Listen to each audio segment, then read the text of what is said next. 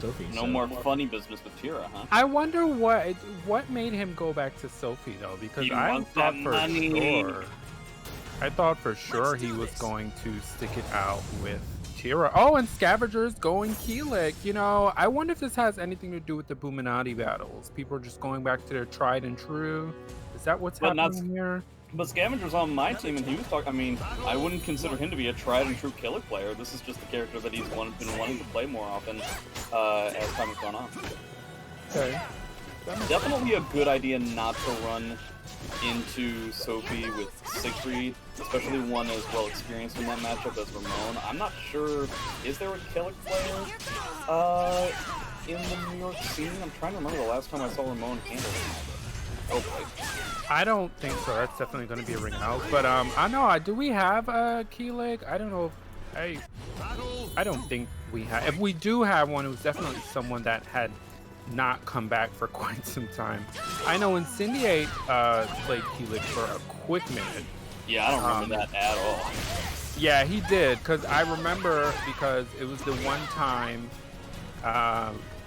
he actually pulled out Kilik on me in our final battle. So I know he played Kilik for a quick minute. So, but we didn't. No, we don't. I don't think we have a Kilik player to count on, really. Looks like Scavenger is overall getting overwhelmed. He is picking certain moments to press buttons that are pretty advantageous, but just law of averages, Ramon is just throwing as much stuff as he can up into Scavenger's face, and until Scavenger comes up with an answer for it, it's not working out all that well. Yeah, okay, nice wait on that alright. That's exactly correct, and a lot of the moves that Ramon was throwing out really just leave Sophie, as you get a perfect, really leave Sophie in an advantageous situation. He was really working that gauge. Scavenger just seemed a little just stuck, really. Welcome to the stage we'll see. Perhaps we get a character switch here. Yeah, just overall, see, the problem is that the way in which Ramon was playing that matchup, I think would transfer over quite well to trying to fight Siegfried as well, where it just seems to be overwhelming him with a constant amount of buttons and pressure just to check to see if his opponent knows how to punish those kinds of things. Right, yeah. Coupled with staying away just large enough in order to create a whiff to get the stab that Ramon has been known for over a decade. Yeah, and we did not get the character switch, so I assume we're going to see a lot of what we saw during the first round, as you pointed out there, just creating an opportunity for Scavenger to whiff. Right. Oh man. He's in his face. He's not even completing small strings like BB and AA. He's just poking with very, very small stuff, kind of trying to overwhelm the opponent who is clearly a lot slower. Yeah. Ramon taking the first round pretty convincingly, and I'm not sure what Scavenger could really do in this situation besides more grabs, more GI, yeah. More ability to just try to poke away, and the thing is that he has to be more patient when he's too far away. At that point, that's just playing better and making sure that you're not giving your opponent, who is known for whiff punishment opportunities. Yeah, he's going for a lot of those auto GIs as well, which as far as I know do not work on kicks, which is why you can see Ramon constantly going for kicks. Boy oh boy. Yeah, this is not looking good for our boy Scavenger. Ramon is just running away with this. I mean, that CE ender wasn't even necessary to take the clearly, round. Yeah, ever since the second game started, Ramon has gone into showboat / let me make a gimmick mode. And so you can definitely tell what his whole strategy is going to be here. Stuff like whipping combos into mashup 2A. Trying to set a some sort of impression on somebody else that's in the Buminati team league. That being said, we're in different divisions, so this seems awfully rude. This seems awfully unnecessary. Scavenger not even getting the Angel Step AA mix-up correct. And boy howdy, we didn't talk about all that much because there was not much to talk about. But good luck next time, Scavenger. Yeah, I mean, he's still in. We have a loser's bracket, but yeah, Ramon taking that 2-0 clean.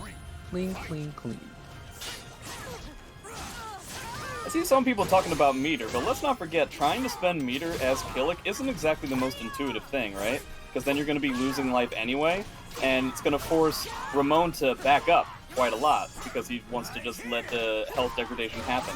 And considering the fact that he was having such a hard time whiffing and allowing Ramon to get those stabs, it could be potentially dangerous to try and use meter. So I can see it either way.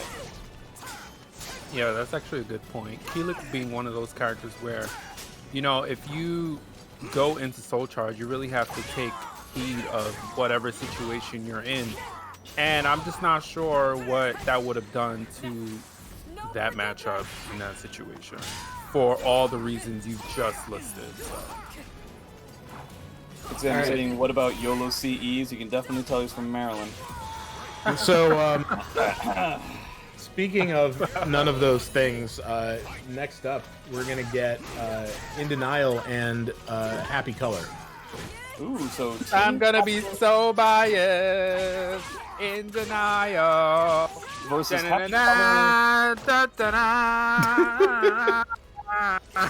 don't make us get DMCA'd. I hope that was the gaming OST. With my vocals, I don't think so. What? Why not? You know, we never came up with a like a team song. Should we have done that? Well, you know, you were adding some energy to my With City moments the last time we commented. So, hey, I already know Ian immediately was like, why did you say that, Clive? Oh my god. You totally forgot about it, and now you're trying to bring it up again like a jerk. Well, you know what? The Pandora's box has been opened. We built With City. We built With City on Indenyal. Sides, correct? No, flip them. Yeah, Indenyal is absolutely Tira. Yeah, and Happy Color is absolutely Hilde. I'm going to hope that Indenyal isn't listening to me, but there is a certain tactic that Happy Color is known for whilst playing Hilde, and I'm curious to see if they decide to pull it out in this set as well. Considering what has been happening so far, it doesn't look like that's the case, but definitely one of those people that is perfectly willing to spend 30 seconds not doing anything and then killing you with one unblockable. And there it is. What? Did I call it or did I call it? Did I call it or did I call it? You did call it. Everybody, we built With City. You thought I was only going to do it once, Ian? You're wrong. No, I absolutely did not think that. Okay, stop for one, stop yelling at me. It's making everybody uncomfortable. Oh, he got that wall hit and he didn't end up doing anything with it. That's a shame. Yes, and I mean, let's, you know, Shouts to Indenyal absolutely. For donating $25. Woo. Thank you. Indenyal absolutely, she is familiar with this particular matchup. We're actually reviewing it as a team. She's my team captain, so I'm going to be very biased. But anyway. Well, what does she know Hilde from? Because there's not a lot of people who have Hilde experience. Well, I would say when we were going over the matchup as a group, she was very helpful. So, you know. Yeah, can't say I know a whole lot about Indenyal, other than she's one of the team captains, but I'm not aware of who she normally practices with and stuff. Yeah, and I'm Indy and Ramon and like Vesper and there's a few other people on that Discord that hang out a lot. I assume that they practice with each other. This and like I'm not a part of, and so I'm not going to comment on it. Oh, got the knockdown. And now you can see she's kind of made some kind of added. Ooh, gets the lethal hit. Doesn't even able to follow it up. Has 4 stance changes, not nearly enough. I hope she's not going to be relying. I'm not necessarily a big fan of some of these lows that we're trying to use. This is a Parsec server. It's normally you're able to block those with pretty high consistency, and I believe they are unsafe. So I wouldn't try to rely on those too heavily as we get further on in the tournament, maybe even further into the set. But we are on the final round, making the adaptations that she needed to get to this point, which is really nice to see. But Happy Color gonna go ahead with the soul attack and forcing Indenyal to do a soul charge. Yeah, the thing of it is, even if... Oh, okay, this could be a pretty big deal. Oh, nice sidestep. It doesn't get anything out of it. Okay, it gets sort of a little bit out of it. So the problem is, now Indenyal doesn't have much going on at all, not anywhere close to Coda, really, and has to deal with a whole other bar from Happy Color. So we're going to see a lot of sidestepping. We're going to see potential CE as a whiff punish, maybe not. Already have Spear Regalia. There's a variety of different things that could happen, or Indenyal's going to be ending up poking it out. Nope. Gets a spear in the chest. That's going to be game 1. And I believe that's 6/6 B plus K from Hilde, if I'm not mistaken. That mid, that straightforward poke in the gut. But Indenyal sticking with Tira, which I agree with. I don't think she played too terribly in this. Who did she play again? Cassandra? Cassandra, yes. Right. Wow, that's a lot of damage. It's a shame she didn't get it that first time in that previous game. Man, getting a lot of hay out of that low, but I'm kind of cringing every time I see it. I don't know so much.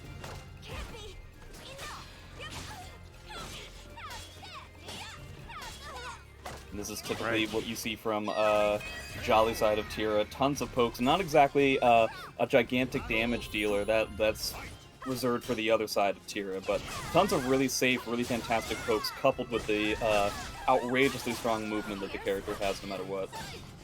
Yeah, definitely, you know, with Tira, the goal typically is to get those mood switches on the board and get to Coda as quickly as possible, or at least get to Gloomy, because that's where, as you pointed out, boatload of her damage comes from as she gets whiff punished from behind. Gonna have to be careful with those Jolly pokes. They've been whiffing a lot, and Hilde's really good at whiff punishment, especially if she has CE available. You see that hell sweep that you get from Spear Regalia. So now we're gonna have 1 bar and it looks like 4 stance changes, so maybe a little less than halfway there. Doesn't end up yet. Typically Tira players will tend to like move away from some of these situations, but instead she's going for like a tech crouching kind of low and is kind of saying up front. I feel like if you're gonna play Tira, you should be utilizing significantly more of like the movement based kind of stuff, because that's where I think Tira really shines. Gonna go ahead and pop a soul charge before getting grabbed. I think this makes sense, especially with the fact that Happy Color doesn't have meter to go back. This is something that I always talk about, is that aggressive soul charges I think are heavily underrated. Is try to overwhelm it as opposed to just saving it for the eventual like burst get off me kind of thing. Yeah, that's a good point. And Tira in soul charge, she has a lot of extensions on her strings. And if she's Gloomy in soul charge, it's particularly scary. And Indenyal, is that it? Putting some good damage on the board. I don't know. No, that was Jolly. So wow, Happy Color literally has no health left. Okay, ends up getting both of the Regalias. Yeah, you could be taunting right now to try and get stuff, but Indenyal doesn't need it. I would imagine you would want... I don't know, I could definitely see a different stage simply because of how Indenyal is playing it, but typically you would, I think, want a stage like this against a Tira player because they typically use movement to get out of a lot of sticky situations. So you want something as small as possible so that you can corral them into a disadvantageous position. But considering the fact that we're just throwing out buttons as opposed to throwing out movement, yeah, you might as well try and take some more space for yourself. I think the way Happy Color has been playing, I don't know if they've noticed that, you know, Indenyal has been whiffing those Jolly strings. So having more space to contend with definitely works in Hilde's favor.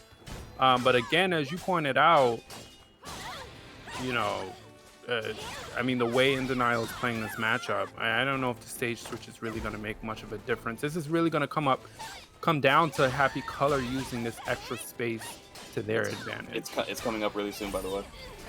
I saw it coming. Because the way that you can tell is that means that you have to hold down the button for like a good 30 seconds, right? Meaning, if you noticed, throughout the entire first 30 seconds that Happy Color was playing, a B button was never used at all. Because the B button was effectively being held. Charged. So, yeah, it doesn't look like we're going to have the same thing here, but yeah, it's always something interesting to see, because I was talking to Incendiate, who ended up fighting his Happy Color however many NLBCs ago that was, and noticed that the person was perfectly content with just hanging around and not actually playing Soul Calibur up until the unblockable was online, and then just going for it. And like that was, and if you get hit by that, that's kind of the round in and of itself. I don't think he has enough time to try and get it again. Ooh, and this is gonna work in Indenyal's favor. Ooh, I did put not my know. foot in my mouth. But there were bees. Well, foot in my mouth, because I think I was the one who said that didn't have the time anymore. Maybe I don't entirely... Look, guys, this is probably the character that I know the least about in this game. I shudder to think about learning the character just from my experiences from SE4. So, I guess I was under the impression that you had to hold a specific button down for that extensive amount of time, but I thought I saw A's and B's being used the whole time, so, you know, screw me, I guess. But do not count Indenyal out. She has made this comeback before, being 2 rounds down. So let's see as we go into Battle 4. She has 7 mood switches on the board with a gauge blinking, which is definitely going to come into play. It might and might not. It kind of, see, like, Happy Color isn't necessarily, because again, the whole strategy with this guy is just to get the unblockable, right? So it typically means that you're not actually going to be using all that much when it comes to, like, you know, guard pressure. So I'm not so sure that it's going to be a big thing. 8 stance changes, we're only 1 away from Coda. You get a CD, doesn't even need it. It's going to be the round. And again, this is our first final battle, final round, whatever you want to call it. Indenyal going into Soul Charge immediately off the bat. Yeah, I wasn't sure if it was going to work out. It looks like it sort of has. Gets Coda, And that's there obviously the most important thing. Not in Coda at the moment, but does have it readily available, effectively. Nice. Ooh, is this going to catch it? Yeah. What a nice whiff punish. But you are and in Jolly, so you're not going to get it. Ooh, okay, just run up A. Stuff that. This is a pretty big deal. Oh man, duck the grab, didn't do anything, so went for another grab, and Indenyal takes it somehow. Yes, and I'm just want to put out there that Happy Color just got murked by Indenyal. Team Royal Mercenaries. It really kind of takes it down if you don't wholeheartedly remember the team name when you go. Did you catch that? I totally forgot. I was about to say Team Royal Purple. I have my paper Team Royal Mercenaries. I was gonna say Royal Purple, and I had to catch myself. I didn't even like the color. Purple. Is that your favorite color? No, it's not. Would you say that's your happy color? No, not at all. You know what my happy color is? It's donating to the Matcherino. That's not a color. GG's. I was today years old when I found out that Ian is not 100% sure what colors are. But that was a really, really good set. I just want, you know, from both players, bringing it down to the final battle, final round. Yeah, and so early on in the tournament is just amazing. So good games to both players. All right, guys, I'm going to take the shill for a moment. Thank you guys so much. You guys have $53.98. Make sure to check out that Matcherino page. Got a lot of mouths to feed. A portion of the proceeds going to the players, commentators, and NYC Next Level. So make sure you use all the promo codes, save NLBC 163, and the sponsor quest. Check out the item in the store. You can check out all the sponsor quests from G Fuel Energy, Twitter quests. Make sure you right-click and get all that extra money. YouTube quests, Twitch quests. Thank you to the top 5 donors. Vic #1 right now. Thank you so much, Team Spooky.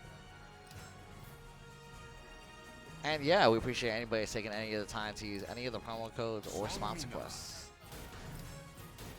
Keep using them, guys. I'm gonna go all out now. Who we got up? Sophitia.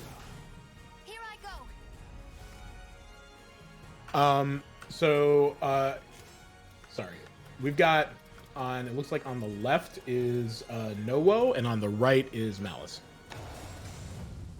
Okay, so Nowo just recently earlier today, clinched out a win for his team in the Boominati League. Malice decided not to be a part of it, but one of my oldest running practice partners. Shoutouts to the Philly crew from SE4, basically the only active community from about 2010 to 2012 when SE5 came out. Blocking the 6-6A into a taunt. Something tells me that's not 100% what Nowo wanted, but, you know, who am I to judge?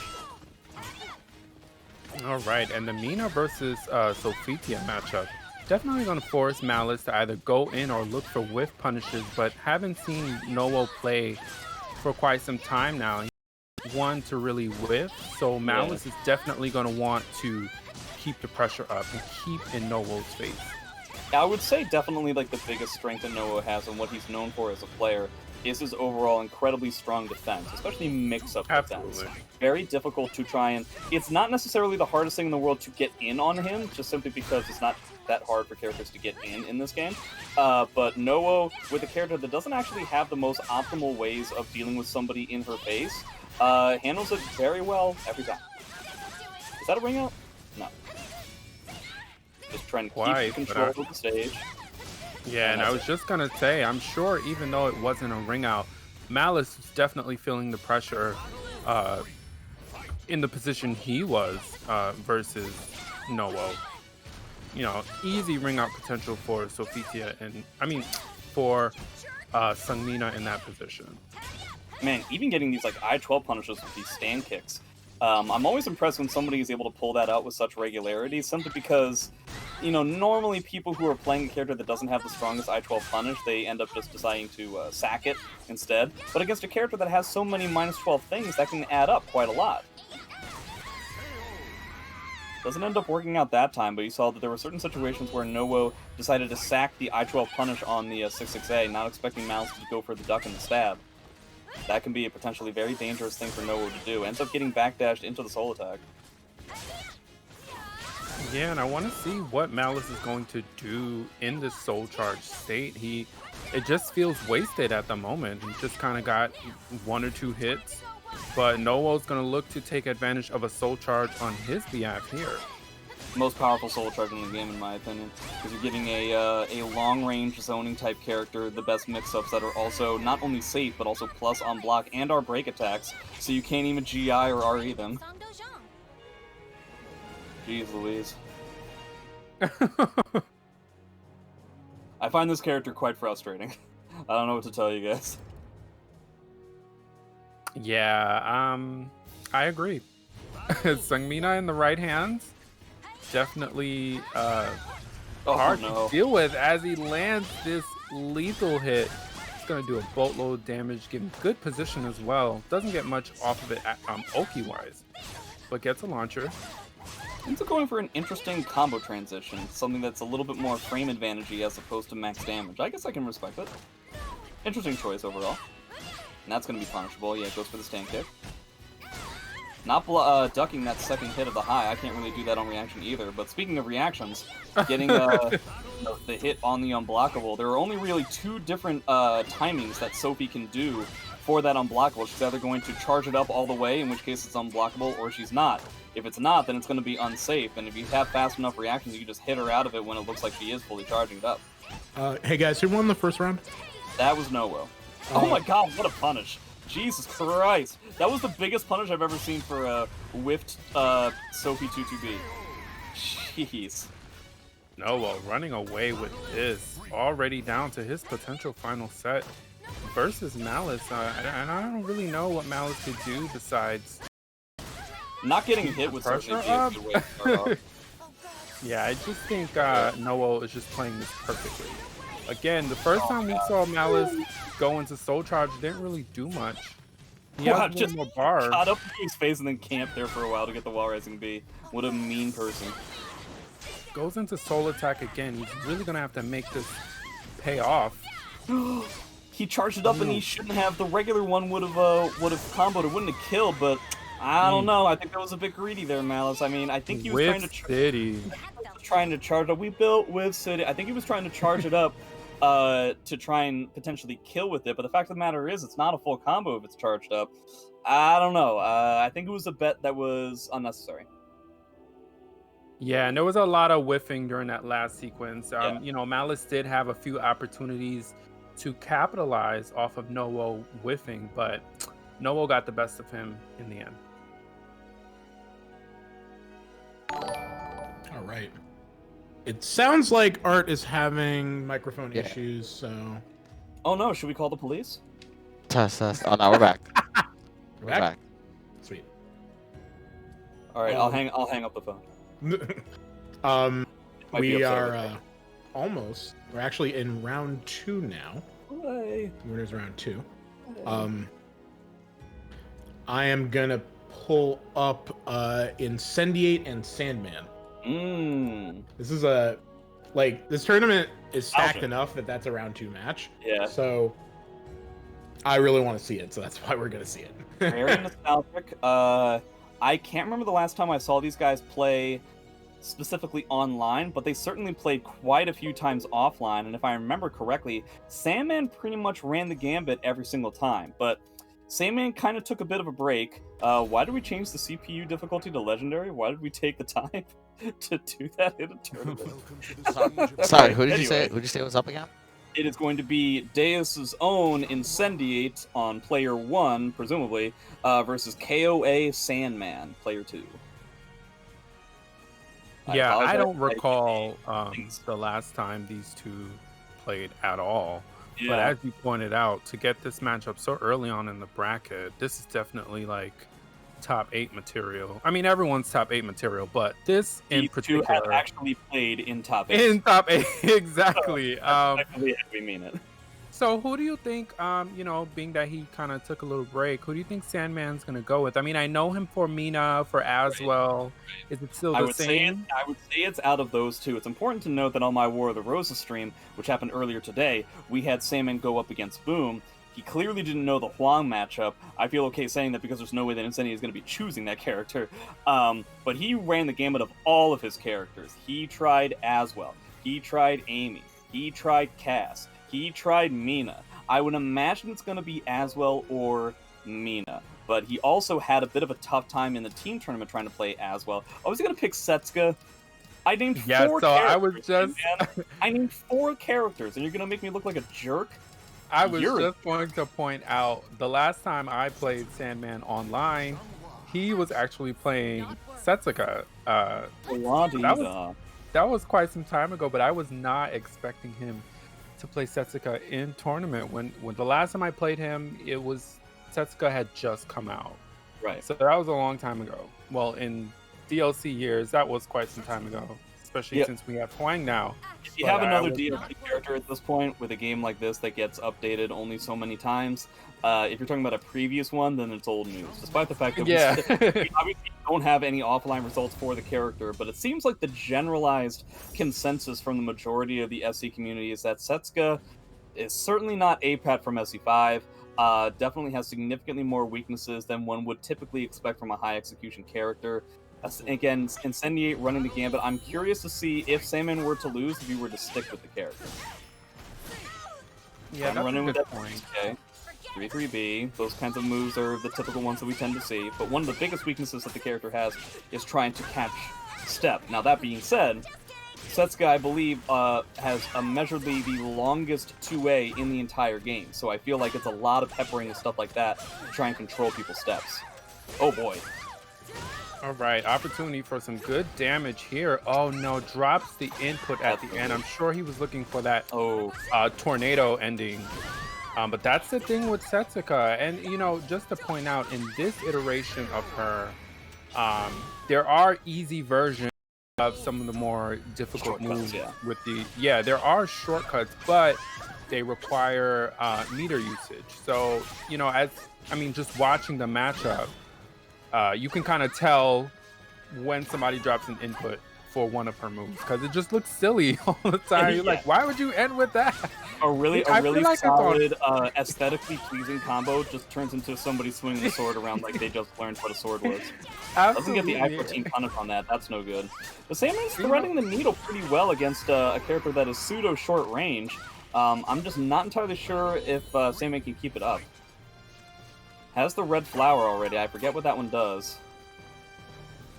I think it boosts one of her one of her moves, maybe the umbrella attack, if I'm not mistaken. I'm not sure either. Oh, maybe it's the umbrella but I know attack. she gets buffs off of the umbrella when one of those are full up. Yeah, the snowflake buffs the Mary Poppins stance, and the yellow moon buffs the moon laser. that she gets for like long range, high kind of stuff. But obviously the main thing is to charge up all 3. That was 100% supposed to be a CE. There is no way an X player saw an opportunity for a CE punish and decided time to soul charge. Oh, got hit by that. This is pretty tough. Yeah, you're gonna have to definitely spend some meter here. But how are you gonna deal with her going? Oh no! Oh, Whiff City. Whiff City. We built Whiff City on Setsuka. Oh boy, I apologize. I don't want. Guys, we all make mistakes. Why do we have to constantly talk about what happened? That was like 50 years ago, as far as I'm concerned. I am noticing that Sandman is not punishing X on the few opportunities you have to actually punish her. So that might be something. Yeah, that's something you've got to take advantage of against X, because she's safe on so much of her stuff. Guess the I-12 punish there, at the very least. Has fantastic timing, but that's going to end up taking it, so I'm curious to see what Sandman decides to do, because it's not like Sandman got wholeheartedly overwhelmed, but the fact of the matter is, the execution just simply wasn't there. Yeah. Just kidding. But I mean, NLBCs can be used as learning experiences. We've seen this before from other people, so he decides to rematch, and he's going to stick with it, it looks like. And I mean, I'm not, Setsuka is already difficult to play with, and I don't know how smooth the inputs feel over Parsec. I'm sure I know Sandman has voiced frustrations with Parsec in the past, not because he's like, oh, I'm so surprised that it's not working out very well.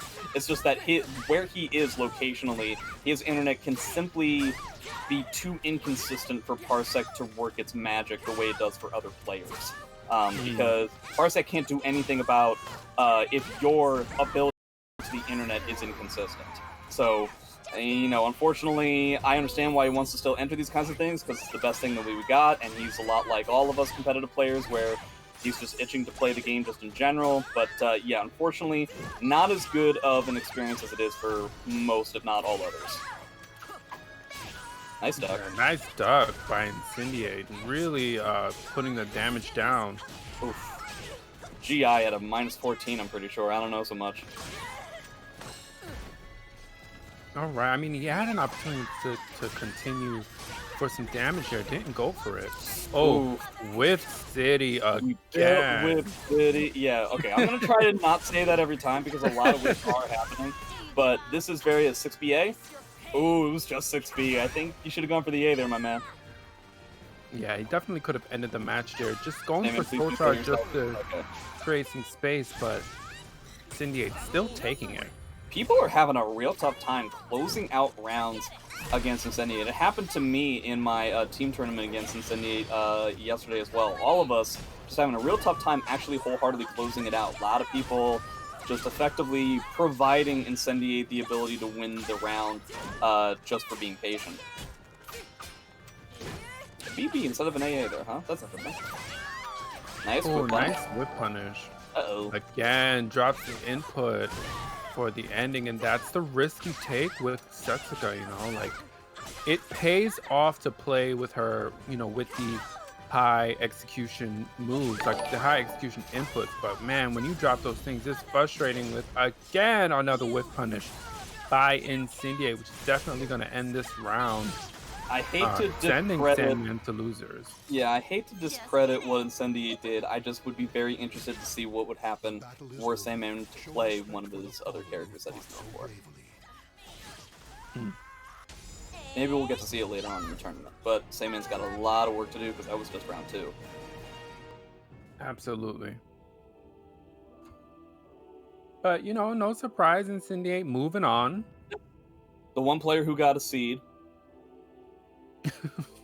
Well, he came in second last week, or last tournament, even though that wasn't last week.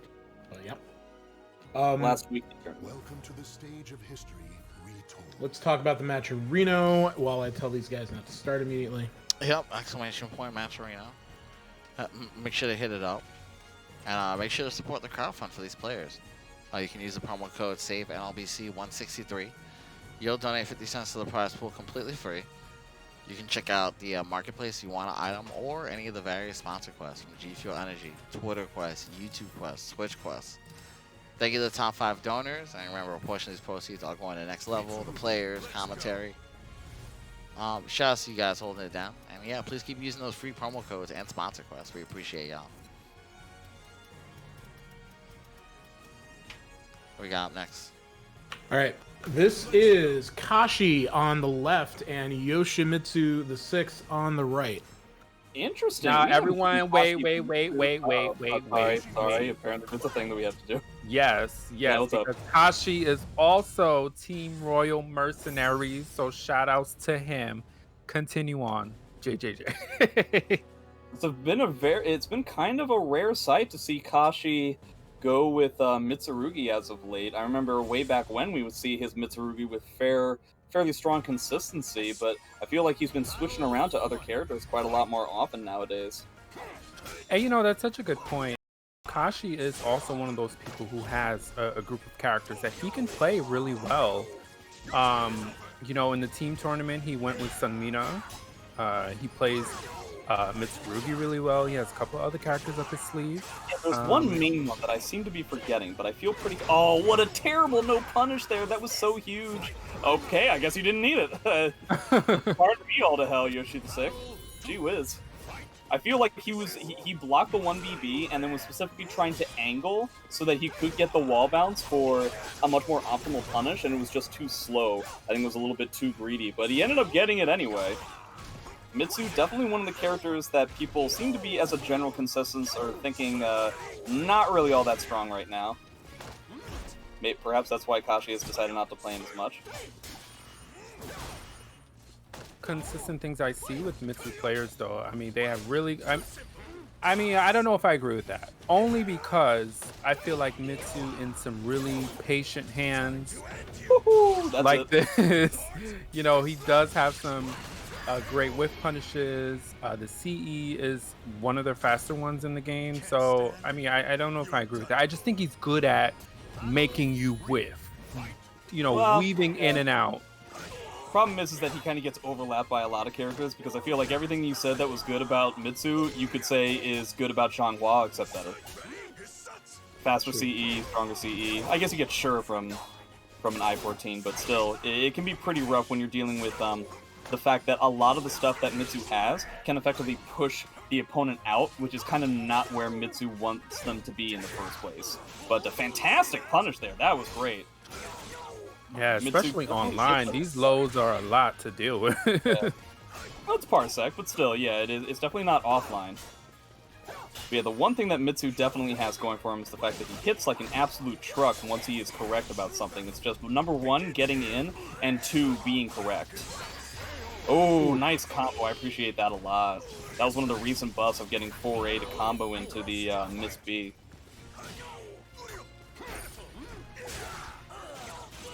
Oof. Oh, I remember. I feel like the last time that I saw him in a tournament like this, Kashi had gone from Mitsu, did a pretty fantastic tech crouch into the 236, 236B. The first 236 to get a tech crouch. Shades of JJJ from SE5. I really like that a lot. As Yoshimitsu goes into Soul Charge. Another fantastic duck. Wow. With City, but getting some good damage. Oh my god, Yoshimitsu, one of those characters, when he's on screen, you're just like, what in the hell is going on? It seems like overall Kashi is able to take a handle of it. It's just going to be a matter of, okay, so he decides to spend the meter. He wants to end this right now. Makes sense. That AA Brave Edge. That's the thing that you got to be really worried about. Yep, Yoshi the 6th, a little bit too patient, ended up running and blocking against a character that wanted him to be, specifically wanted him to be in his face. So I don't know so much. Random stage, okay. Wants a stage where you can get more ring outs, maybe more wall combos. And also maybe he just wants more space. I mean, I don't know if that's gonna help him. Okay, well, it looks like we got the exact same stage. Now, I don't know about you, Clive, and I don't know about you, Ian, but in this kind of situation, were I to be the person, I've been in this situation, were I to be the person who won the first game, clearly my opponent wants to go to a different stage, and then we end up randoming the exact same stage, I tell them, like, we can try this again if you want. We can just go and hit random stage select again. I'd be totally cool with that. And they're normally very happy about that. I'll tell you what the real thing is, that in a offline tournament where the cost of communication, that sort of thing, is very low, I would be fine with that too. But to coordinate that in an online environment, would be just such a fucking overhead. That yeah, Be such a mix-up. Man, And over yeah, and over again, got I'm murked assuming- again. over and over again, I'm assuming that both players are running up, and I feel like Yoshi the Sixth is going to assume that Kashi is going to give that AA Brave Edge a lot of respect, and he kind of isn't. He's just running in and going for the low, and Yoshi the Sixth is hesitating too much. It's giving him a little bit of a situation. Alright, kind of going back into the meditation stance stuff. It's pretty good, so I don't really know why you would stop. Yeah, but Kashi peppering where he can now. Gonna go into Soul Charge. And this is where Mitsurugi can definitely put an end to this match no. as Yoshi runs right into the launcher. Nice punish. That is massively unsafe, so he ends up guessing correctly about the Soul Charge stances. Nice duck. I kind of wish there was an actual punish as opposed to another grab. Never want to duck a grab and punish with a grab because it's like the one thing that the opponent can still defend against. See, he's gonna get his mix up, and Yoshi really trying to turn up the pressure here. Punish again. I appreciate the punish on the 2-2A. Feel like it could have been a little bit more, but, you know, yeah, I think he kind of wanted to go into Mitsurugi pressure. Makes sense.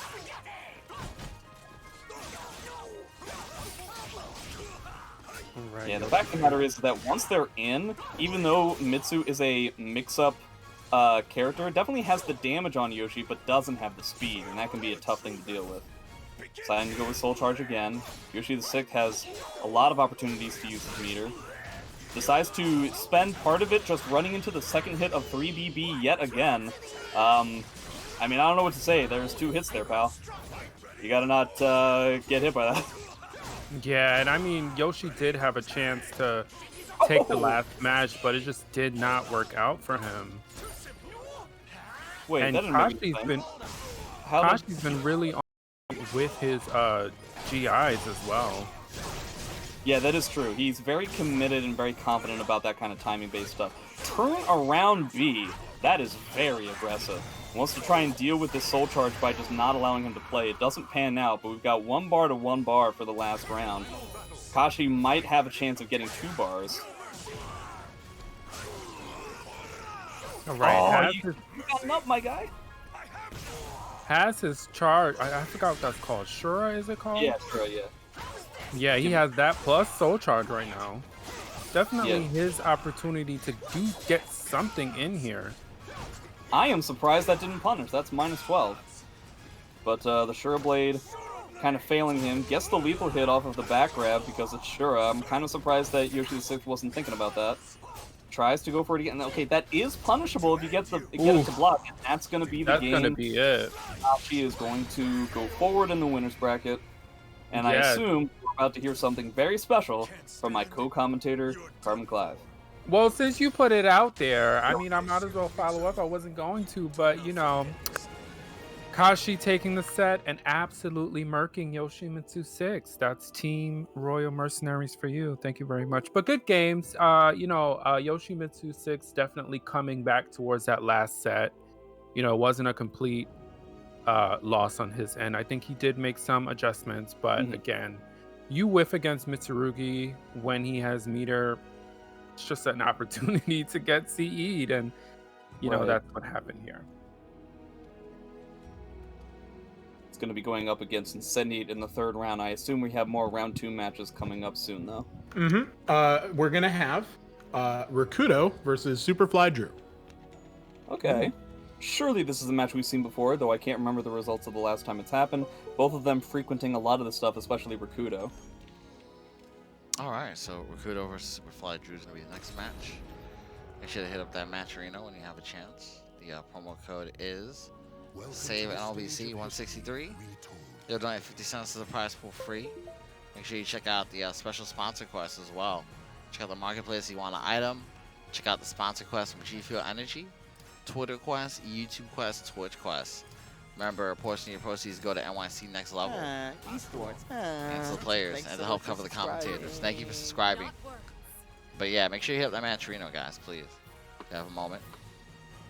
Just do it. Really helps the players out. $68 is our current total right now at the moment. Thank you to everybody who's donated real money or used any of the promo codes or sponsor quests. I also do want to mention before the next match starts some of the other matches that we didn't unfortunately get to see. Linkorz is going to be involved in this tournament. We don't get to see him all that often, but he ended up beating Father Ramon in round 2, so he's going to be going up against Nowo in round 3. Thermidor losing out to Lessthanlee, Link's ace in the Illuminati League tournament, and so Lessthanlee is going to be in round 3 as well.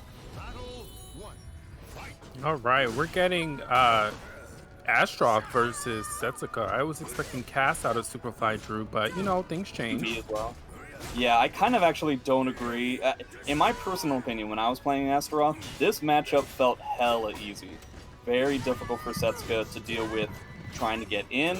Super very difficult for Setsuka to deal with the armor grabs as well. It doesn't actually have that many good ways of doing 2 hits really quickly in succession. So things like 3-3B and stuff like that are not going to be breaking the armor. Yeah, so we'll see how Drew handles this. Does get a GI. You know, he's been trying to poke, but again, Rikuto, you can kind of tell. I mean, Rikuto's playing extremely aggressive. Maybe because he knows, you know, Setsuka has a rough time in this particular matchup as he ends this round with a throw. Yeah, I would have said Already that Astaroth typically beats Setsuka by being defensive, which is a typical Rikuto fashion kind of game plan. But it looks like just decided to overwhelm him with Astaroth stuff as it is. Man, this Bulba getting in a ton of work. Seeing that SuperFlyDrew is wanting to mash slash step once he's at small frame disadvantage. Ooh, no reversal edge, huh? That stinks. Oh boy, and that's it. Ooh, what a quick 3-0. And I mean, I just want to touch on some of the things you pointed out. The point at which Rikuto decided to soul charge was so smart because he had Setsuka against the wall, which is such prime positioning to soul charge with Astaroth.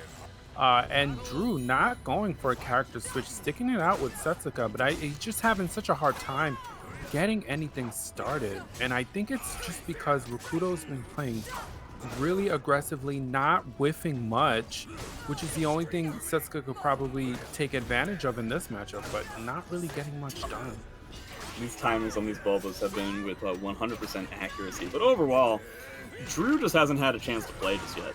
It seems like the natural timing that Rikuto has. So even when he gets a potential opportunity by creating some space, Drew just runs right into an AA or maybe a BA. These Bulbas have been doing so much. Hasn't even had to go through the grabs. We haven't even really seen Rikuto grab outside of a combo. That's not what Drew wanted. I know that for sure. Two-way. True low, a unique 2-way to say the least. Oh, that's. And you know, Drew keeps going for her stance, you know, that allows her to transition into some of those moves easier, but hasn't really been getting anything out of it. It's not like it's making Rikuto press buttons. It's not like he's tech crouching underneath some of these grabs. He's just getting caught by everything. Well, this is an opportunity to get some damage. Is he going to complete it? He does. Important to note, Rikuto does have that 6k leaflet. I don't know if it's going to come up. Looks like we're going to just try to spend soul charge to either do guard damage or try to overwhelm him. But overall, I wouldn't necessarily say that any matchup oh no, is he dead? No, he's not dead, but that's... Ooh, that's a lot. I like the soul charge here, but Rikuto still has some of his own. Oh, goes for a weird low. 1, 2, 3, 4, 5. 1, 2, 3, 4, 5, 6, 7, Gets 8, 9, the OP afterwards. Nice PI. PI. Oh, I think that was already safe, and he tried to move, but he may have tried to move the incorrect way. I can't remember which way is the one, but Astaroth's reversal edge does pseudo track to one side, so it may have worked if he gone the other way. But frankly speaking, I feel like that was all in all not necessarily a matchup thing, but Rikuto just naturally having Drew's timing, and so it's a real frustration when you run into somebody like that who just happens to know exactly what you're going to do and when you're going to do it. It super especially sucks when it's Astaroth, where you're not going to have any time to do anything. Yeah, and I mean, every time that Drew tried to step after blocking or anything like that, he just got grabbed. Yeah, you know, which is really which is really unfortunate. I would have hoped he would have made that connection that every time he stepped. I mean, you know, as you pointed out, the Bulba was also thrown out there too, but he got grabbed a lot. Yeah, not really all that many breaks either. So Yeah. that kind of stinks.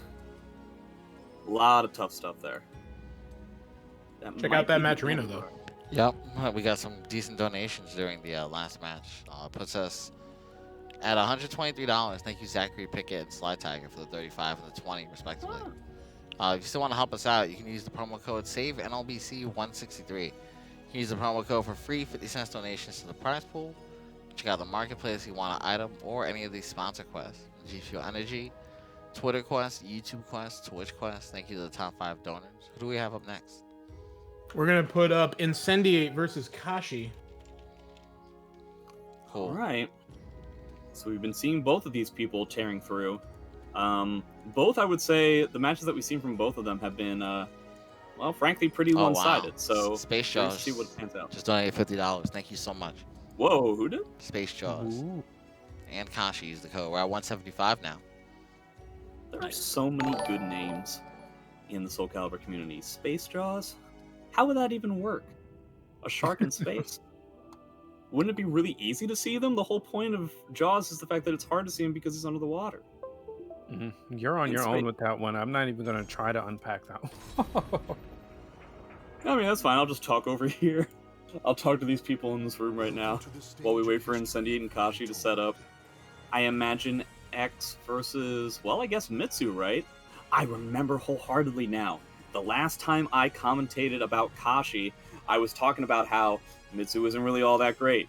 I'm kind of surprised that Kashi isn't going to Mina, like all that kind of stuff, right? And then he kept going Mitsu the entire time and just slammed through the entire tournament. I think all the way up to probably something like winners or losers finals or something like that. So maybe he's looking to do the same kind of thing. By the way, it looks like Kashi is on the left.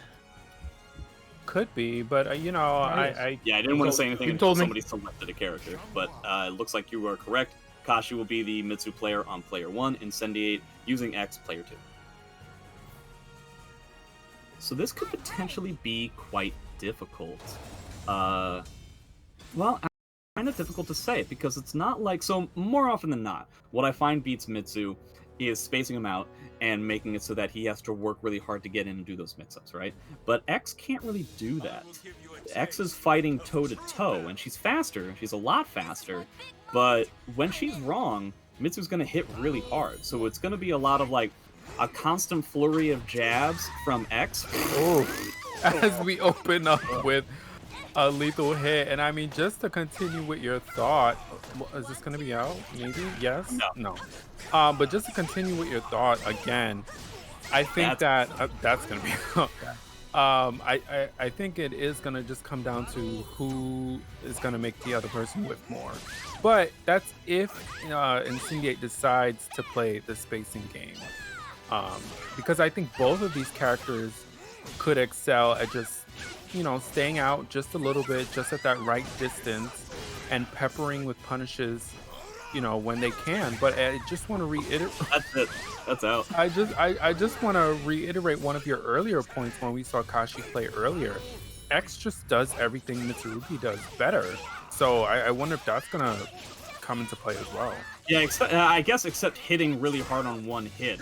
For the most part, the conditions for X hitting hard on one hit is 100% calling out a reversal edge while in stance. Meanwhile, Mitsu's ability to get one hit that hits really hard is I step something. So, Mitsu's sidestep about as bad as it gets in the cast, which is why he has that 2-2A lethal hit. So, I think if Incendiate just sticks with the Horis to keep Kashi from going for stuff like that, he'd be in a much better position. He's doing a lot of verticals, which has provided the 2-2As with significant amount of success. Also important to note that if Kashi ends up going for like a 1BB, which we haven't really seen all that much, but it kind of, X actually has the ability to punish that on hit. Kind of a unique thing because of the crouch grab. Speaking of crouch grab.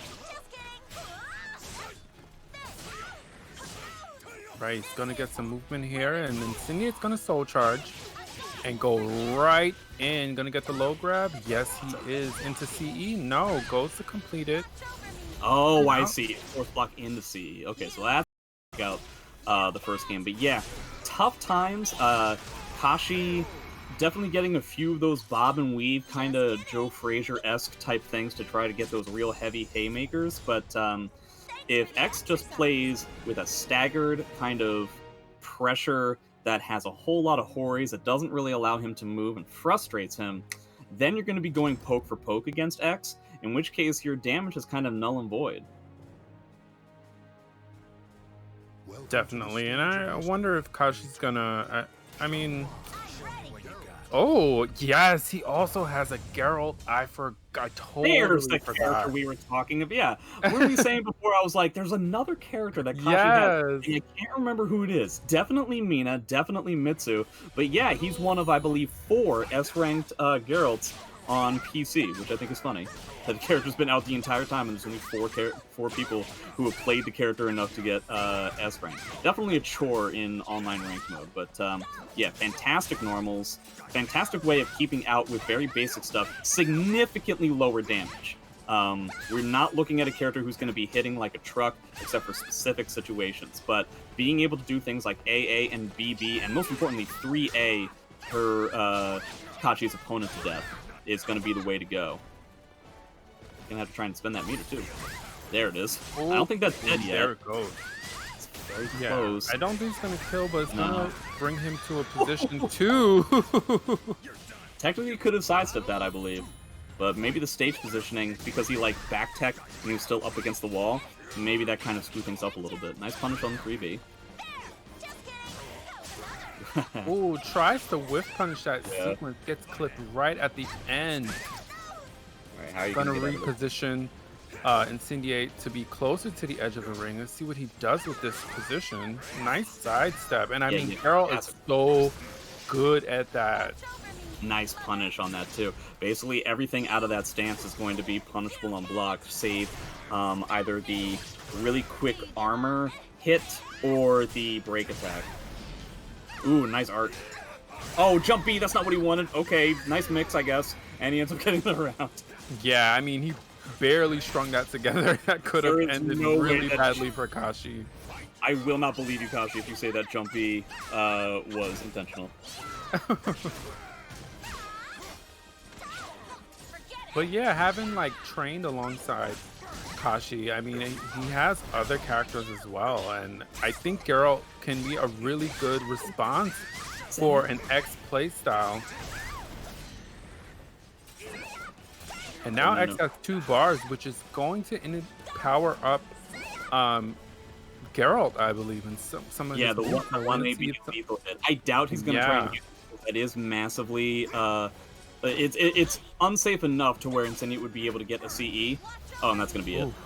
Yeah, you got to punish those 3Bs on block. It looks like he was trying to sacrifice it for a killing blow, but you have an AA that has the length of the gods, so you never have to worry about the 3B being out of range or anything like that. I definitely think you should go for the AA. Yeah, and I mean, you can just tell Incendiate's movement at that time. He was really fishing for a whiff punish, and unfortunately, Kashi just kind of like gave it to him. Nice whiff punish. Oh, decides to sack a portion to go in for a mix, but that's not... I mean, in my opinion, that's not really what Geralt's all about. I think you should just get your guaranteed damage and call it a day. Yeah, definitely have to take advantage. Again, I made this point earlier. X is one of those characters where when she gives you an opportunity to punish, you need to get your damage. You need to take advantage of those. Oh, nice tech rush that's going to give him the round. So I want to mention, it was a real shame. Kashi actually had the ability to get the round. At one point, he had successfully whiff punished with 6BB, but if he had done it with 6B plus K, he would have gotten a ring out instead. I guess he just didn't feel wholly comfortable with that. Still have to worry about that lethal hit, sort of, that 1AB, but again, it only combos on counter hit. You can tell Incendiate's not going to... Oh, no! Lands the Axie.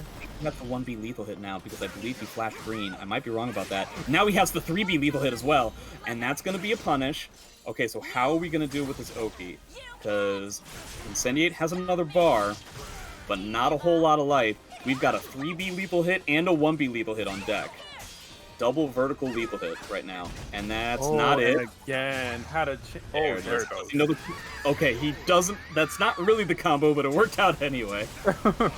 Good enough. We'll take those. Incendiate going down one set, definitely getting murked by Kashi. As we go into a final set. So, are we going with Ivy? We sticking with X? I can honestly see either or. Just in case you guys don't Ivy know. versus Geralt? Yeah, I can see it. Okay. You can space that out. It's not like you're gonna have to deal with an overwhelming amount of pressure once you're in, right? That's true. But Well, I think he's like a Mitsu once he gets in. He's just kind of standing there. yeah, Ooh, on Geralt's stage, this is not thematically good for you, Incendiate. He's like a bonus power up from being on his own castle stage. I imagine, yeah. Why not? I will say it does bring, as someone who has played The Witcher, being on the stage and hearing the music gives me a little boost. I'm not gonna lie. Oh, is he from another video game? Geralt? Yes, he is the main character. of The Witcher. Don't walk into that trap, Cloud. Why not? Wow, the fun police over Oh, here. he was being sarcastic. Oh, no, sorry. I was genuinely asking because I'm interested in what my co-commentator has to say. Sabin DEUS. Fun police over here. Well, allow me to complete my thought. I was just saying, I thoroughly enjoyed The Witcher 3, and I was excited to see Geralt on Soul Calibur. Now, if you've played The Witcher 3, you obviously have heard the theme song from the stage, and it just feels good that I like the song. I'm just, you don't have to play Geralt to enjoy this stage per se. I appreciate the fact that we were able to have this time to grow a relationship as a commentary duo. Oh my god. All right, during this time, Kashi has been kind of laying on... These sidesteps have been military Why did he precision. do that? Yeah, I don't know. That was very weird, but, Incendiate also kind of freaking out here. These sidesteps have been with military precision. It's been very interesting to see. As I was talking about before, Mitsu's sidestep is pretty garbage. It's about as bad as it gets. The sidestep that you got with Geralt, I mean, is okay, but that means it's overwhelmingly better. Also, you have a grab range that's like the size of the universe. And you can kind of see Incendiate sitting on 2 bars. He's absolutely fishing for, a CE attempt. You can kind of tell with his movement. Whenever he moves quickly like that, he is looking to whip punish as he gets his AAB. Yeah, overall, these guys are playing in a way that leads me to believe that they're both irritated with how the other is playing. There's a lot of jitteriness. There's a lot of throwing in obnoxious kind of tools and timings in certain spots that I find to be kind of interesting. Ooh, tried to swing at that? I don't know, my guy. You gotta get up. Oh, you can't soul charge either because you don't want to give Geralt the additional ability to hit. But now you are very close to death. Nice catch on the back. He's gonna try to do it. Back grab. Now he probably wants to try and end this without spending any bar, but again, he is relatively close to death. All these grab techs, and he gets just enough meters so he can pull this off. And that's not going to be... Oh, he decided to go... The AA wasn't going to kill, but he had the potential to kill with just a CE. He decided to be greedy about it and ended up working out. Speaking about working out, that... Yeah, I don't know why. And again, you can kind of tell...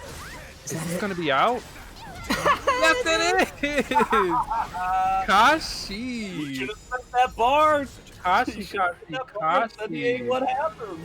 You should have spent that bar. Incendiate down to losers. Wow, what a murking that we just saw here. My god. Okay, I do want to mention that I did put a stopwatch on it the second that game ended, and it was 0.25 seconds before the murk was brought out. But I appreciate it because we got to have that additional relationship building during that match. Sabin DEUS. I was waiting for it. I was waiting for him to be like, yeah. You didn't set a time. I set a stopwatch. Why didn't you? I knew what I was looking for. You should figure what you were looking for. What's going to be our next match? Everyone, hashtag Royal Mercenaries in the chat, please. You know what? Let me help you out with that. I really feel like... All right. We got listen, we got Rikuto on the left. Right. We got Xephukai on the right 2P side. Ooh. I can't Again, remember the I last mean, time just they played. They've certainly played a lot. Because they both enter like virtually everything. yeah, and the last time I commentated this matchup, Xephukai, I mean, he ran away with it. Like, ran. With X or Sophie? By the way, With Ian, Sophie. don't forget to With tell me Sophie. when top 8 is about to start. Yeah, of course. Sorry, guys, continue. Okay. Yeah, are we going with... Yeah, it looks like we're going to go with Sophie again. This makes sense. Not exactly the biggest punish for things like 6-6A, although the character is not Nightmare, does have an I-12 to punish. It's not exactly the craziest thing in the world. Also, you're talking about a character that has a lethal hit whenever they duck a grab appropriately, which is always Astaroth's bane. Yeah, Xephukai coming through with the Sophie in the traditional yellow, which a lot of people, you know, I always go to the uploads to YouTube to just see what everyone is talking about. One of the comments I always see is like, why does Zeph keep picking this look? And I'm like, it's his. This is, you know, everyone sort of has that costume that they like to pick, and this is Zeph, the canary yellow. Yeah, you shouldn't be, you know, just because you make a gigantic mistake as to what color you want to be identified with in this game doesn't mean you should feel shame for it. Absolutely. Yeah, You we're both go, saying the same thing, right? Getting kind of beat up here. Yeah, Bulba isn't going to be punishing that, but I'm not entirely sure I like the 6-6A on block in a GI. I guess it kind of works with the fact that, again, Astaroth not really known for having a fantastic punish in that regard. And there it is. Is he going to decide to spend meter? Going to... No. That's definitely going to be something to look out for here. Every time Sophie ducks a grab, she's absolutely going to get a lethal hit off of it if, you know, Zeph executes it correctly, but that's definitely something to be wary of. Oh, the wake-up stab. Gee whiz. Utter disrespect. Ooh, and it looks like the disrespect is kind of working because Rikuto kind of just charging in and getting hit by the 6-6B. Very unaccustomed to seeing Rikuto getting too aggressive and too ambitious with this pressure. But that being said, Soul Charge to Soul Charge, I think Astaroth wins. And 6-6B, you know, from Sophie is a as she does 6-6B, but it definitely works out in this matchup because if Rikuto is trying to run in, that's not only a safe move on Sophie's behalf, but it's also going to create that distance for her to whiff punish any sort of reaction from him. Yeah, overall, this is looking very much like what you were talking about your last time experiencing this. Wow, running into another 6-6B. Yeah, you got that Soul Charge, but I don't know. Oh, wow, this timing is just annoying as all hell. Doesn't even feel like he has to spend his own bar to get out of the situation. Zeph looking mad confident. And one thing I want to point out, we have switched from grabs to Bulba. And that's actually paying off dividends for him. Yeah, these Bulbas are catching a lot of ducks. Ends up getting that one opportunity for the grab. All you needed to do was 17 Bulbas beforehand. But you know, it's but it was a good call because, you know, he knew that if Xephukai is going to continue to duck his grabs, he's going to get lethal hit for it. So why not mix it up? I mean, that's, you know, the whole goal. Yeah, in a lot of these situations, it seems like Zeph is specifically going out of his way to put himself at a big frame disadvantage that he knows Astaroth can't really do all that much about, and then going into something like a crouch or into an additional mash to try and overwhelm Rikuto with pressure. It seems like the Bulba the medicine he needed to get out of that. Fantastic GI. Ooh, another one too. I think he has the lethal hit on the GI grab. I might be wrong about that. Ooh, tried to GI yet again. Rikuto backing up because he doesn't want to deal with his timing. Fantastic threading of the needle. Oh boy. Oh my god. No, oh my god. I mean, yeah, Rikuto kind of... Yeah, you could kind of see he was trying to maintain control of what was happening there, but Xephukai having none of it, just going in like he needed to really just put an end to the round. Now, I do want to mention that the 6A plus B, the Bulba, is unsafe. I'm kind of surprised that we haven't seen Zeph punish it. It has only been just taking it. It's like -12. He could get like an AA out of it. Okay. Yeah. No, it's definitely not free. but it looks like it's free in this matchup specifically. But Nice. I would. But to your point, I think it's only coming through as free because Xephukai is getting hit with it. You know, Yeah. like he's expecting a grab, he's ducking. Why not go for Boba? And that's kind of the conditioning that Xephukai is trying to put on Rikuto. Ooh, fantastic. Man, Zeph is really threading the needle here. It doesn't look like it's going to be enough. So, look, Rikuto, I mean, one thing that I want to mention is that both of these guys are about as old school as it gets in the Soul Calibur community at this point. There's not a lot of people who have been playing before them that are still playing now. Shoutouts to MT Fighter. But that's when you can really see the adaptation that you end up seeing from a lot of old school players. So like a lot of the timing based kind of stuff, not necessarily really sprinting up and fast reads, but just overall like an overarching amount of time showing the adaptation that we're seeing. Oh boy, okay. But speaking of, Rikuto up 2 in this second set. Is he going to take this 3-0? While Xephukai has 2 bars of meter, which he's definitely going to need to utilize to catch up. Or could just like do 3 perfectly timed 6-6Bs and clean it out in that regard. Man, these Bulbas are so money right now. Yeah, they're Getting that definitely 2A. paying dividends. But again, as you pointed out, I wonder if Xephukai starts punishing them. That would get Rikuto to lay off of the Bulbas. He's not really doing that, so why not use him? Is he going to get grabbed? Yes, he is. Yeah, he was close enough to where it was going to catch the side step. I was just wondering if he was tech crouched enough. So because the Bulbas aren't getting punished at all, it's leading me to believe that I'm wrong. And maybe it isn't punishable, or maybe there's some sort of character-specific thing. Because it's not very often, in fact, it virtually never happens, that I know something about Sophie that Xephukai doesn't. So, it's simply out of deference to this player, I'm imagining there's something that I'm wrong about. I'll have to ask him about it later on. So I won't say that he's not punishing it anymore. Maybe there's something else that's going on. Ooh, don't get, I was gonna say, don't get reverse wrung out. You could potentially get into a scary situation here, Rikuto. No, don't duck either, Rikuto, no! Duck. Oh, And there it no. goes. Shades of the first set. Please. Rikuto, please, no. Rikuto, get up. Get out of there. Yeah, get out of there. Oh, you know what? I respect it. Whiff I grab. respect that. Because 9 times out of 10, what Zeph is looking for when he has the ability to kill somebody in yellow life, he's looking for that duck of a grab. And again, the 6-6B is just pushing Rikuto away and Very- giving Xephukai this very space.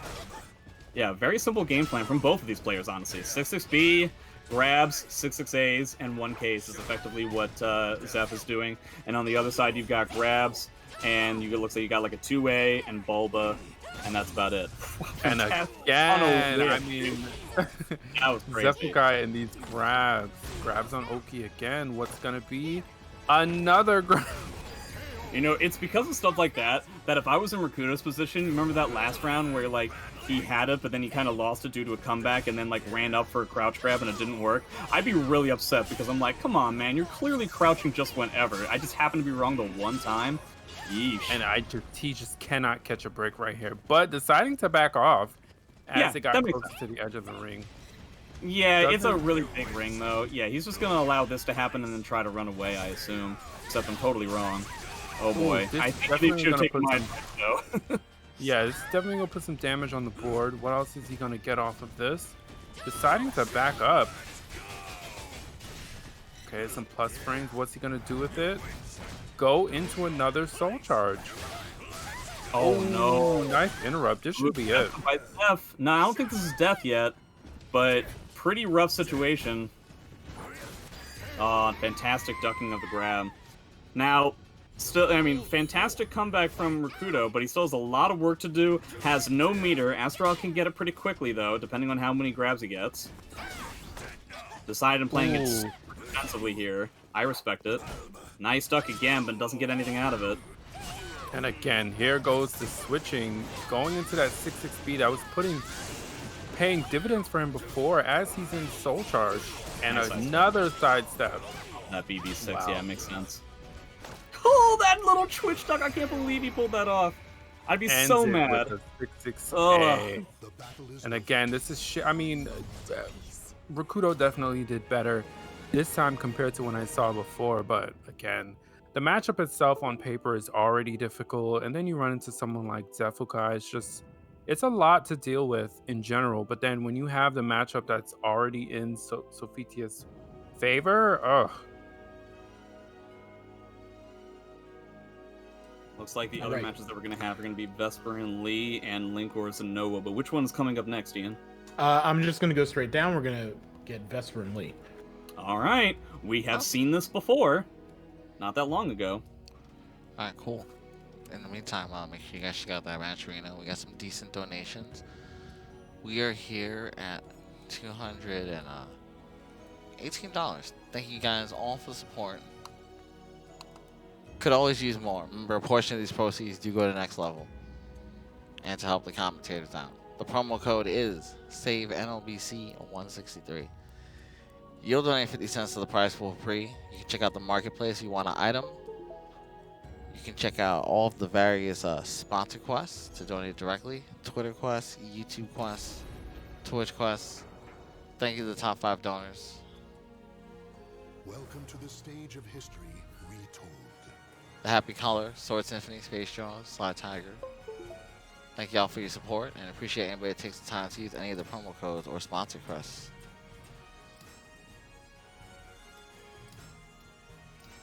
Who we got up? So this is gonna be Vesper and Lessthanlee. So, predominantly going to be Nightmare versus Siegfried. Again, we saw this in the team tournament earlier this weekend. Vesper going through the entirety of Linkorz's team until Linkorz himself. But it was a relatively close match, if I remember correctly. Lee being one of, I believe, 2, maybe 3 people, including Linkorz himself, that actually got games off of Vesper. So, deciding to go with Maxi right off the bat. I was under the impression that it was Nightmare versus Siegfried. Apologies if I'm wrong. Too, I'm surprised. I didn't know Vesper had a Maxi. Oh, yeah. Or maybe he did it, I'm just not remembering. It's probably in the team tournament as well. I just don't remember that being the case against Lee Oh. specifically. I might be wrong. Oh yeah, sounds correct, right? Yeah. Oh yeah, Lessthanlee plays Siegfried. Yep. Yeah, you got it. You got it. Yeah, I guess it was Maxi versus Siegfried during the team tournament, though I'm really remembering differently, but I guess it doesn't matter. So we're gonna have a different kind of matchup here, but Vesper did win out in the team tournament the last time these guys played it out. That was online, that was not on Parsec. Let's see if Parsec changes that. Oh, and again, Maxi shenanigans left and right. Dude, is he at like 5 of the 7 stars already? Ugh. I think so. It just happens so quickly, but Lessthanlee getting this lethal hit. Oh, he cannot Into lose. He can't lose? Alright, but then what? Oh, nice side step, but no punish into a... What? Okay. Wow. That was a scramble and a half. That was the first round. Yeah. That was the first round. I think he The got 6 of the 7 stars. But it is important to note, Maxi along with Kilik, I believe, are the only 2 people who have auto-GIs that you can then re-GI or RE, as the case may be, like we saw in the previous game. Okay, so that was 6. But I'm curious to see, so Vesper's one of those people who goes for 7 stars, huh? Sometimes I see it, sometimes I don't.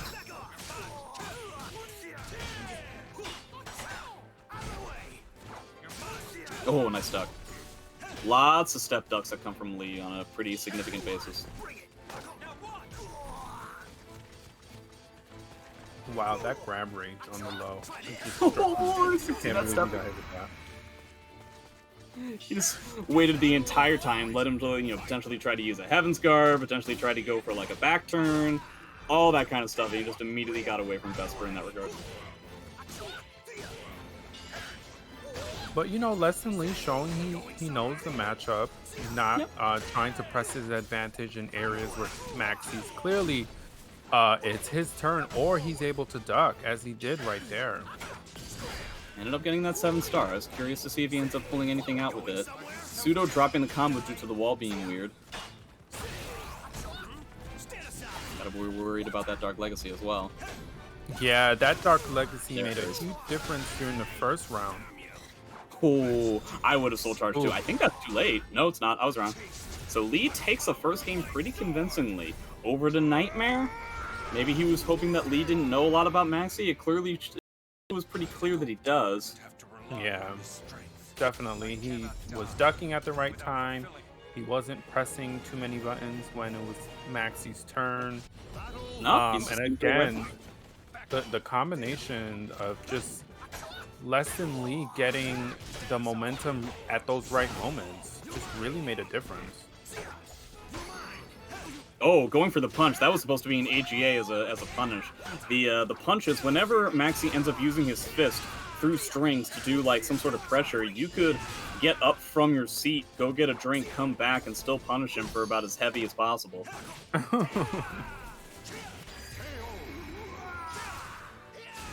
Like, I literally run up to the character and then do something. Lee getting the first round. I mean, he's really Yeah, just showing he's able to play this. Like, it's crazy.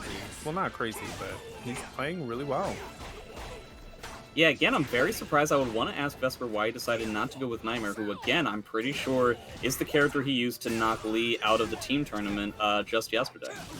Nice duck. Oh, if you don't expect it. Trying to complete the string. But yeah, how are you going to deal with Dark Legacy in this situation, though? Yeah, you didn't even need it. Specifically trying to beat Dark Legacy with the break attack there, which allowed the reverse mix-up of the 1K to work out. And again, Lee really running away with this now. He's in the second set and already up by 2. I mean, Vesper has some meter. He's not coming off of it yet, perhaps. He's gonna need it to really keep up. Yeah, I couldn't really tell you why. It doesn't look like he needs it right now, so hopefully he's able to go through this round, yeah, and he'll be able to use the meter for additional comeback potential as the day goes on. Yeah, Still, finally putting one on the board.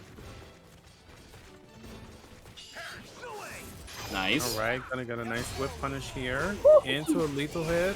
That's not out, right? No, it's not. Okay.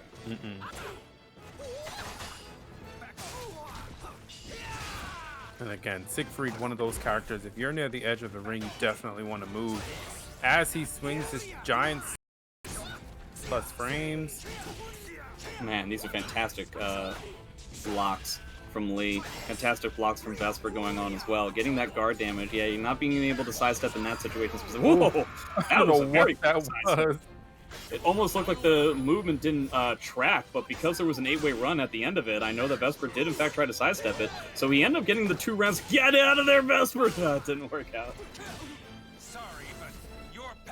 All right, Lee gonna soul charge. See what he gets here. Triple runs up the blocks. I think it's fun. Ooh, gets a launcher. And I mean, Vesper's really turning up the pressure here. Lee finally breaking it, getting some good damage on the board. Gotta spend that and bar again, on yeah, Vesper's gonna have to.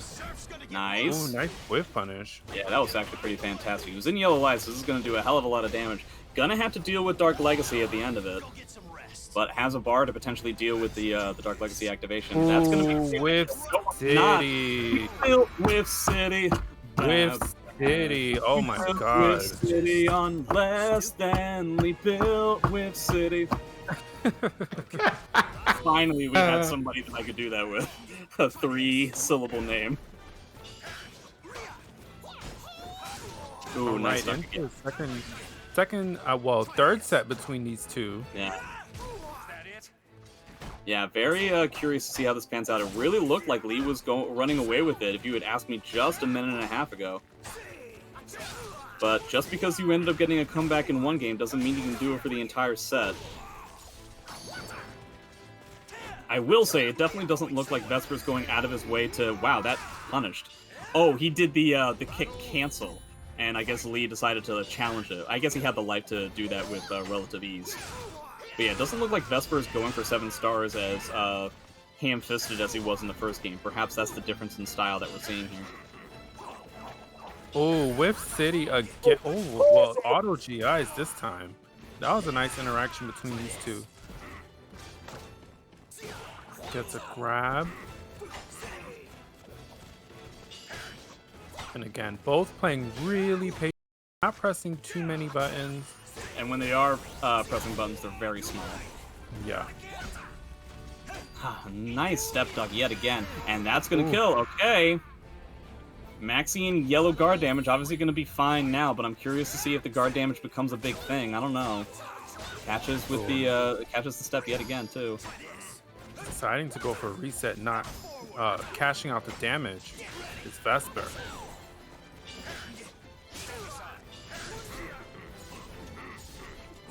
And we have Siegfried, dance. Thank God. Lost in the oh no, wake up CE Lee. Maybe calm down a little bit. I feel like he's getting a little bit too anxious, a little bit too frustrated. I want to say something, guys. If Vesper had let Lee get away with all that shit, I would have been so mad because what the fuck? I don't really know. Yeah. Okay, so we get. Oh, he didn't continue the duck for the high. He could have gotten a pretty massive punish. Vesper was 7 stars at this point. Yeah, the red guard gauge lethal hit. I totally forgot about that. And he's in soul charge, so is this out? No, it's not. Very scary. Oh, he was almost dead there. Didn't get a punish. No, what happened? That's it. I think off of the CE, that's a ring out. Oh, yep, Lee. There it goes. What happened there? There was a whiffed B plus K there, and he just, I don't know, was he worried about some sort of weird errant hitbox from the back? I feel like he was juggling what kind of punish he needed to do there to potentially kill, and then by the time he finally decided on one, the time had passed. Oh, that is a real shame. I'm gonna hear that from Lee in the future. He's not gonna be happy about the ending there. Yeah, and I mean, what reversal in just terms of how the games went overall. Yeah. Very first set, Lee was very, very dominant, and then got on to the final set, and Vesper just completely bringing the momentum back into his favor to just send Lee down to loser's bracket. You hate to see it. Well, Ian does. I mean, if you're gonna ask me like which character would I love to see lose more often, I'm not even gonna hear what options you're gonna give me. I'm gonna say he's just gonna say Siegfried. Yeah, because why wouldn't I? I'm a living, breathing, red-blooded American. What? So, you don't think red is blood? I wouldn't know. Actually, I have no Is basis. anybody gonna call me out on the fact that I said red is blood instead of blood is red? God damn it! Nobody's gonna call me out on that. Cool. Oh, Don't you think that red is blood? Is that philosophical, Jay? That's like some kind of Zen koan In or which something? case, what is red really? All right. Next up, we're gonna have Linkorz and Nowo. Okay, I guess we're done with that. But anyway, Nowo versus Linkorz. We've seen this a handful of times in the past, I believe, though I can't really remember who wins. I would imagine it's Linkorz, no offense to Nowo. But I'm curious to see what character he decides to go with. Is he going to go with Siegfried? We saw him do that in the team tournament just yesterday. But that being said, Link isn't a big fan of playing Siegfried nowadays. Ever since the 3A4 nerf, he's not really been about that character all that much. But it might be the way that he wants to go against Mina. Oh, yeah, who's the And next match, guys? also, This is Linkorz and Nowo. Going with Siegfried, okay. and also just to add, also has played Amy in this tournament, so he definitely has that character as well. Oh, okay. Yeah, Amy, not exactly the best against Mina. I can't necessarily blame him. Perhaps he feels the same way with regards to Geralt as well. Those are effectively his suite of... And Gro. I guess he just feels overall more comfortable with Siegfried in this case. Oh, and now that I think about it, there's a pretty good chance that he wants to continue playing Siegfried, just so he has a Siegfried warmed up for future team tournament matches. And Link taking the first round. I mean, I feel like that was so quick. We saw this from Lee earlier, though, so hey, let's not count our chickens before 2 in the book, right?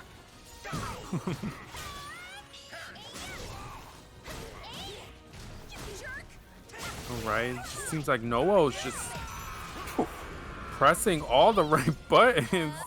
7 golden letters, perfect. Gets the launcher. And this range that Nowo is playing at, I'm surprised Siegfried, I mean, he's not doing terribly with it, but I would expect him to play at this range better, being that his weapons. Oh God. Man, whip punishing AGA is a very satisfying feeling. I wouldn't know my character has the range of a toothpick. Did he just try to do 4-4A on block into 4-4A? What a rude dude. Alright, ends it with an RE. Was expecting that. Good sequence from Noah. Important information for Link to have, the fact that he's going to try and get away from stance mix-ups with reversal edge, which beats him immediately doing one of those things, but if he decides to go into a mix-up stance and then just continue to back away, it's not going to be good news for Noah. You may not get a chance to see it. Okay, wake up CE. Siegfried special.